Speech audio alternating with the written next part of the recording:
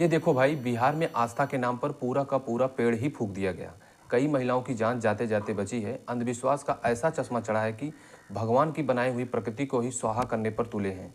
परेशानी सिर्फ इस आग की नहीं है। पाखंड के चक्कर में आकर पहले तो पेड़ के तने पर केमिकल वाला सिंदूर पौध देते हैं, फिर प्लास्टिक और सूत के धागे लपेटकर उसका दला घोट देते हैं। जो पेड़ हमें ऑक्सीजन और जिंदगी दे रहा है, उसी पेड़ को हम तड़पा कर मार रहे हैं। अब जान लीजिए कि वो महिलाएं ऐसा करती क्यों हैं। उनका मानना है कि पेड़ पर धागा बांधने या सिंदूर लगाने से किसी की उम्र बढ़ती है, या उनके परिवार की, या उनकी खुद की। मेरे देश की माताओं बहनों, आपसे सीधी अपील है कि इस ढोंग धतूरे और पाखंड के चक्रों से बाहर निकलो।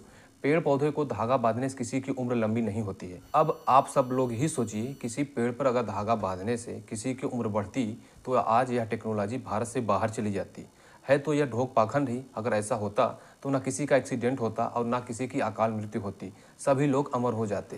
बाकी आप सब आज़ाद हैं, क्योंकि आपको यह आज़ादी भी भारत के संविधान से मिली है, ना किसी ढोंग पाखंड या किसी धर्म की वजह से। धर्म का बस चलता तो आज भी केवल महिलाएं घर में ही बैठी होती, और धर्म तो कहता है कि महिलाएं केवल बच्चा पैदा करने के लिए और घर का काम करने के लिए बनी है। तो समझ लीजिए धर्म की सोच कैसी है।